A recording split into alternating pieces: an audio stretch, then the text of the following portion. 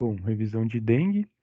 Primeiramente, um pouco sobre a etiopatogenia. Então, trata-se de uma doença febril causada por um arbovírus. Esse arbovírus, o vírus da dengue, conhecido como dengue, é do gênero Flavivírus, da família Flaviviridae. Atualmente, a gente conhece 5 tipos, então os tipos vão aí de 1 a 5, sendo que os 5 é descoberto na ilha, se não me engano, na ilha de Madagascar, ainda não registrado no Brasil. Bom, a transmissão se dá através da picada do mosquito Aedes aegypti, que a gente pode ver a figura dele aqui do lado, e a reprodução a partir da colocação de ovos em água parada, em focos de água parada, como pneus, vasos de plantas, etc. Bom, falando um pouco do quadro clínico, essa doença ela possui 3 fases: a fase febril crítica e de recuperação.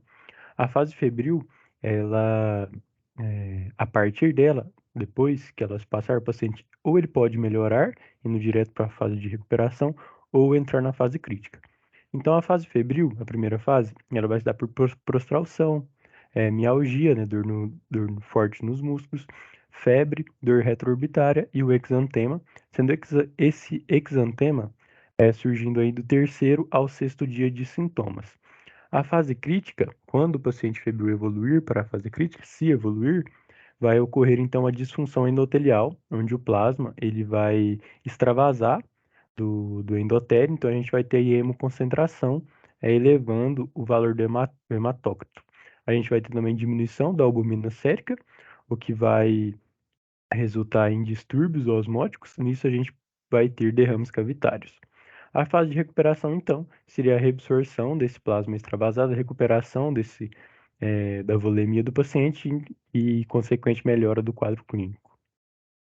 Bom, os sinais de alarme, a gente pode usar o mnemônico Silva 3H, onde no S a gente vai ter os sangramentos, aqui no S, sangramentos de mucosa. No I, a gente vai ter irritabilidade ou letargia.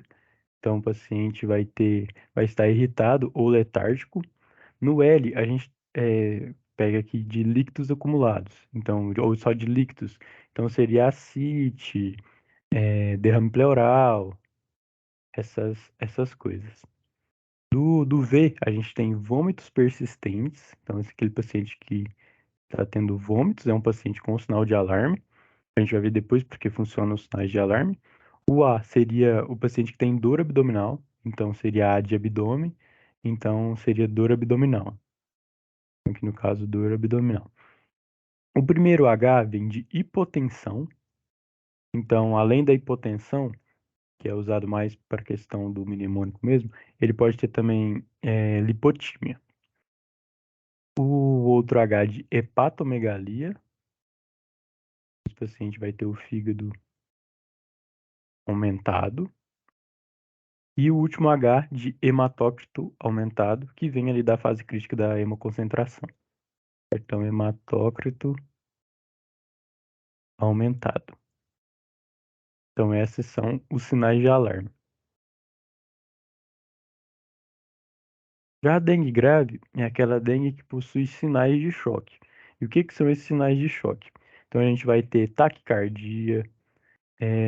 extremidades frias, a gente pode ter o pulso fraco, ou filiforme, pulso fraco, filiforme, enchimento capilar lento, aquele que a gente faz após a compressão da unha, pressão arterial convergente, oblíqua, ou a própria hipotensão arterial, vista ali na medição da pressão, ou cianose.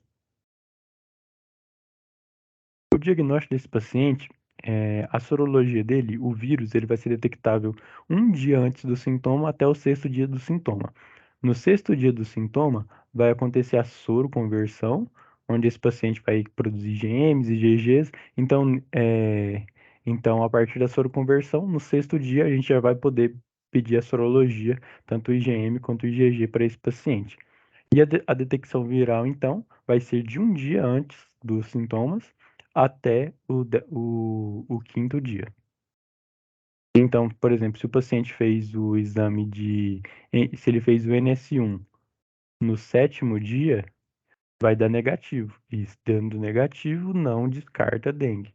Da mesma forma, se ele fez sorologia no terceiro dia, vai dar negativo e isso não descarta o diagnóstico. Bom, falando da classificação. O grupo A, então, vai ser aquele grupo que não tem sinais de alarme, então aquele grupo que não tem nenhum dos componentes do Silva 3H. O grupo B é um grupo que ele ainda não chega a ter sinais de alarme, mas ele tem prova do laço positiva, então que vai ser aquela medição com o manguito, com o esfigma, né? E a partir com o manguito do esfigma, e a partir dela contar ali as petecs ou comorbidades. O que seriam essas comorbidades? Então, um paciente que ele é diabético, paciente hipertenso, ou também, por mais que a gravidez não seja uma comorbidade, ela entra aqui como a paciente grávida sendo instantaneamente do grupo B, a gravidez. Além disso, a gente tem outras coisas, né, como insuficiência hepática, paciente insuficiente renal, todas as comorbidades entram aqui. No grupo C, são aqueles pacientes com sinais de alarme, então aqueles pacientes com Silva 3H, com sangramento de mucosa, irritabilidade ou letargia, aqueles pacientes com vômitos, aqueles pacientes com derrame pleural, né, todos os líquidos acumulados, dor abdominal, é, hipotensão, hematócrito elevado ou hepatomegalia. Já o grupo D são aqueles pacientes com sinais de choque, aquele paciente com taquicardia, com extremidades frias, pulso fraco, pulso filiforme, etc.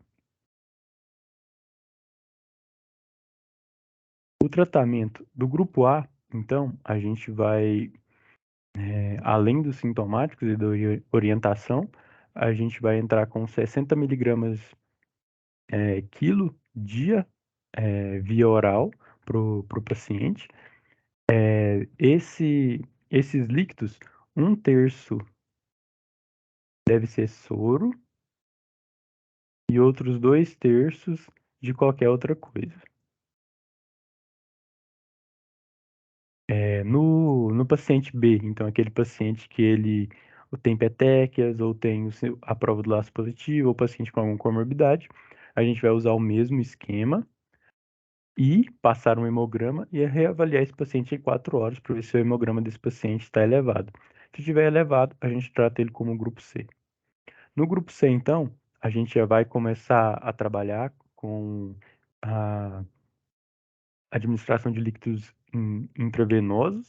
Então, a gente vai ser 10 ml quilo intravenoso em 1 hora, mais internação, hemograma, albumina, perfil hepático, raio-x de tórax, ultrassom de abdômen, sorologia ou NS1. Isso aqui, né, a depender do dia do sintoma. A depender do dia do sintoma.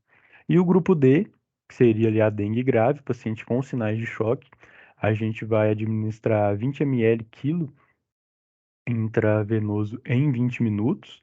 Esse paciente precisa de um suporte de terapia intensiva e, além disso, a gente vai passar para ele também todos os exames que foi pedido para o paciente do grupo C.